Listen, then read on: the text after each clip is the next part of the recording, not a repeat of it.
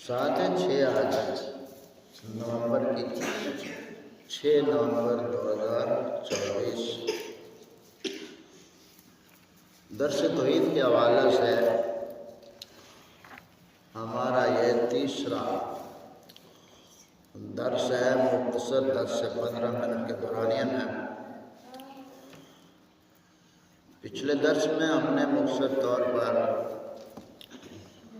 توحید کی اجمالی قسمیں پڑھی تھیں، 5 قسمیں، اور آج اس کی تھوڑی سی مزید وضاحت کر کے چند آیات توحید جو ہے وہ عرض کر کے بات ختم کریں گے۔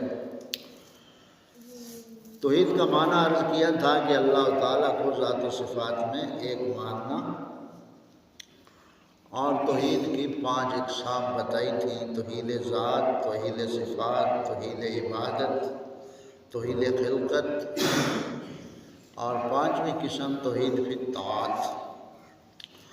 توحید ذات کے ایک ہی ذات ہے جو کائنات کی مالک و مختار ہے، پیدا کرنے والا ہے۔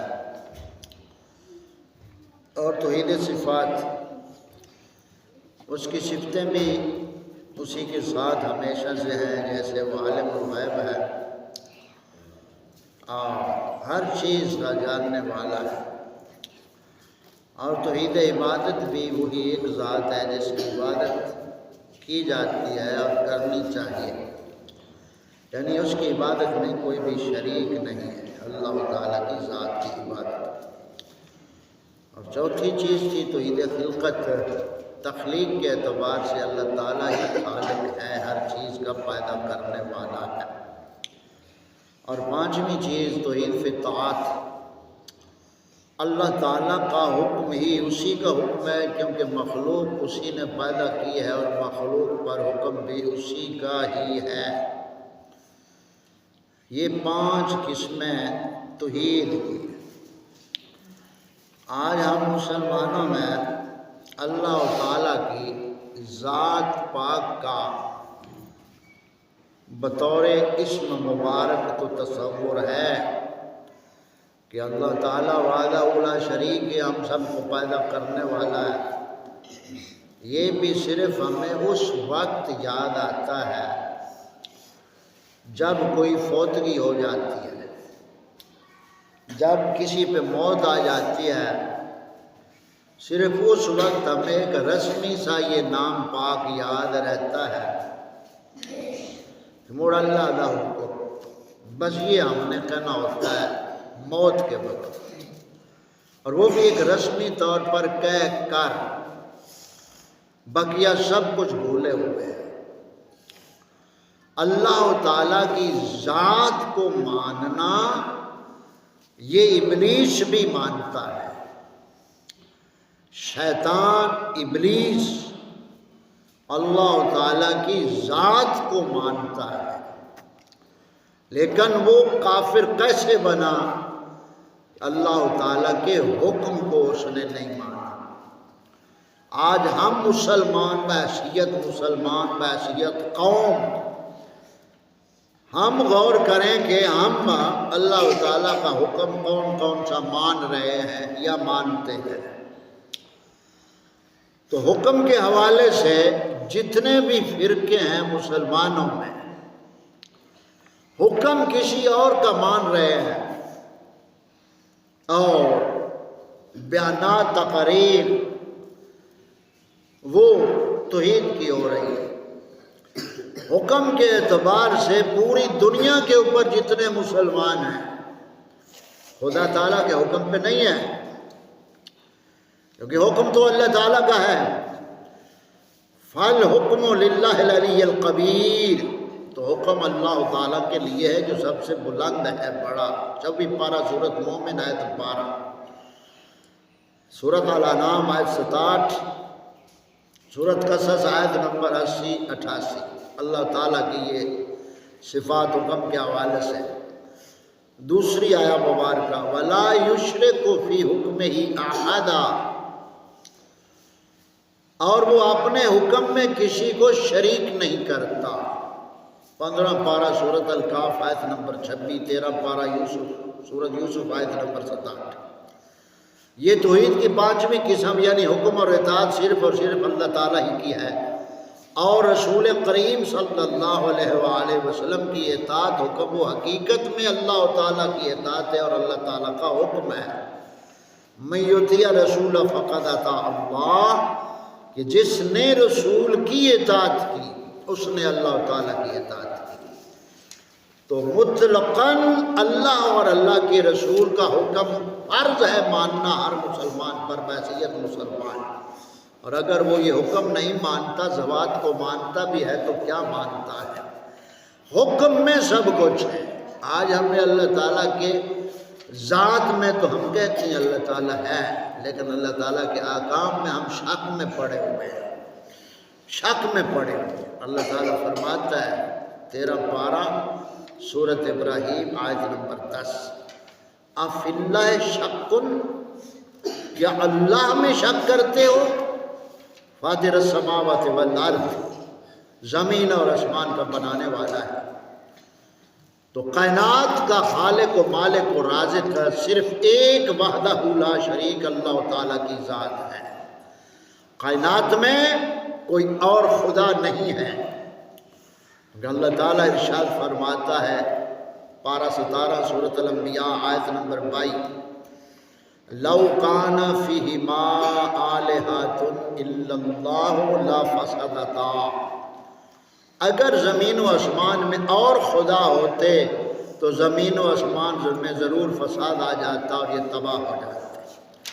اور اللہ تعالیٰ زمینوں میں، آسمان اور زمین میں وہی خدا ہے۔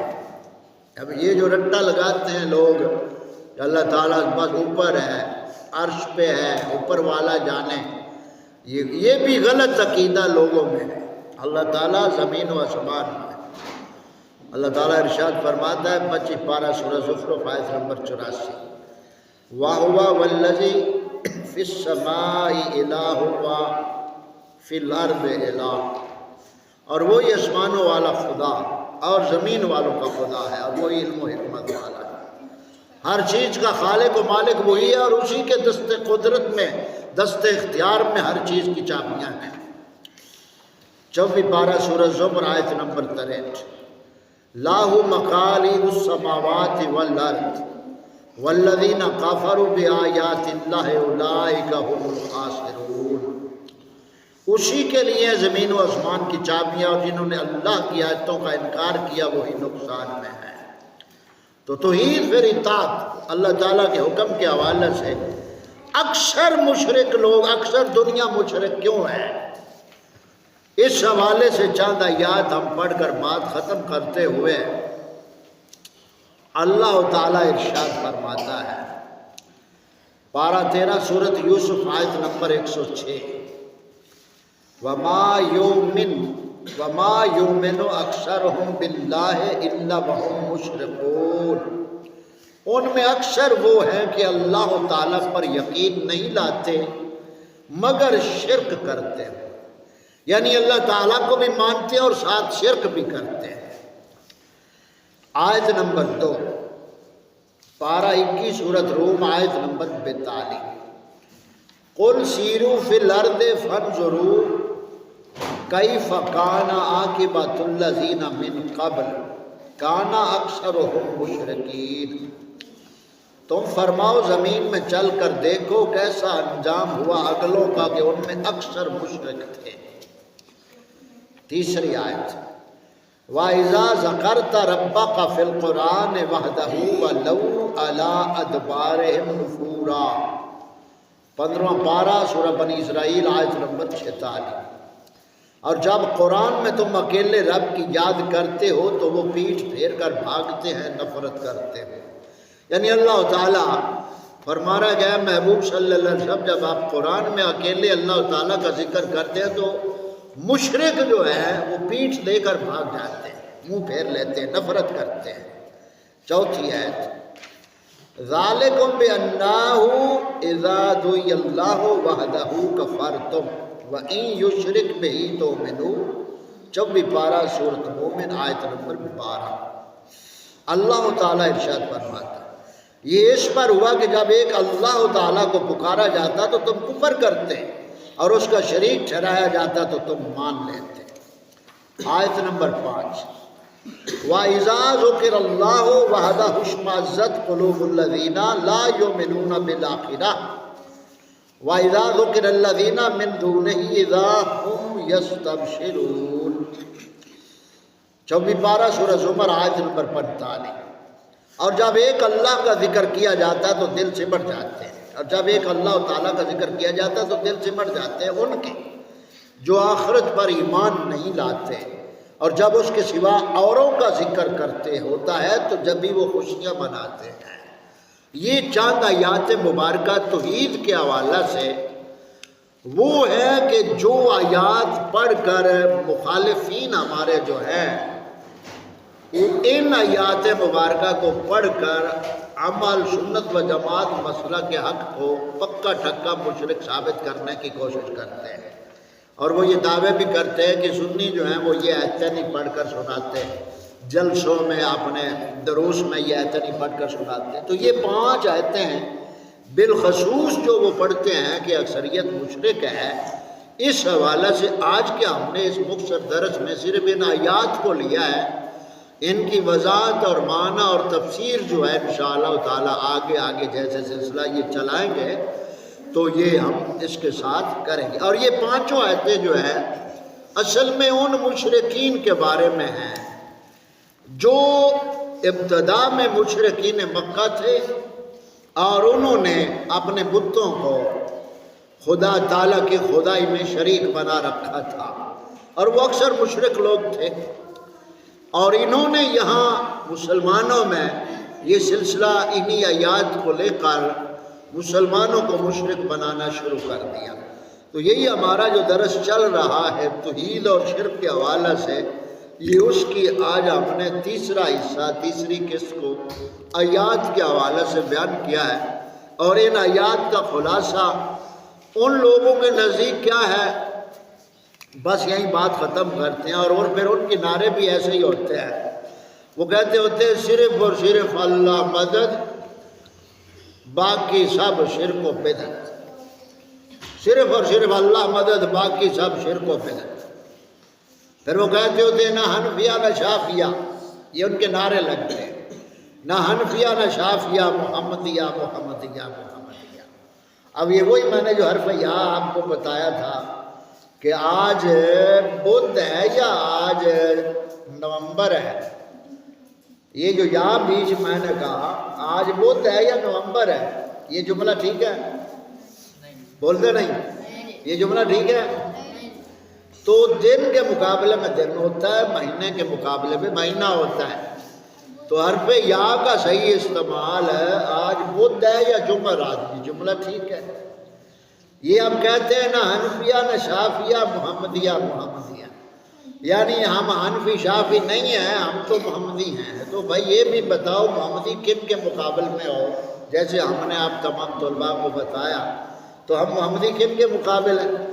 یہودیوں اور عیسائیوں کے، یعنی وہ اہل کتاب ہونے کا دعویٰ کرتے ہیں تو ان کے مقابلے میں ہم محمدی ہیں۔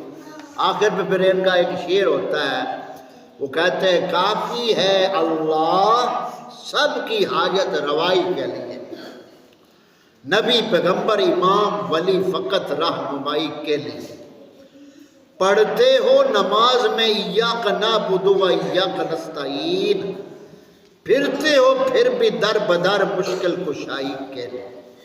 یعنی یہ جو آیات میں نے پڑھی ہیں، اور وہ لوگ یہ جو آیتیں پڑھ کر اہل ایمان کو مشرک ثابت کرنے کی کوشش کرتے ہیں، یہ خلاصہ اور نچوڑ ہے ان کا۔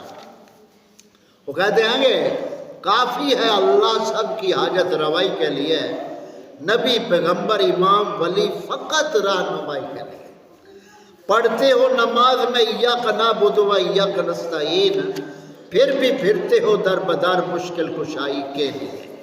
تو یہ آج کا ہم نے گویا ان کا جو دعویٰ ہے آج کل کے توحید والوں کا، ان کا جو دعویٰ ہے وہ ہم نے صرف آج بیان کیا ہے۔ خالی انشاءاللہ تعالی آیات مبارکہ سے ہی ہم اس کا جواب دعویٰ پیش کریں گے، شعر کے جواب میں شعر پیش کریں گے اور آیات کے جواب میں آیات عرض کریں گے، تاکہ ہمیں پورے قرآن پاک سے معزوز ہونے کی اللہ تعالیٰ توفیق عطا فرمائے۔ ادھورا قرآن بیان کرنا فتنہ ہے، پورے قرآن پاک کو بیان کرنا اور پورے قرآن پاک کی پہ ایمان رکھنا یہ ہدایت ہے۔ اللہ تعالیٰ ہمیں پورا قرآن بیان کرنے کی توفیق عطا فرمائے۔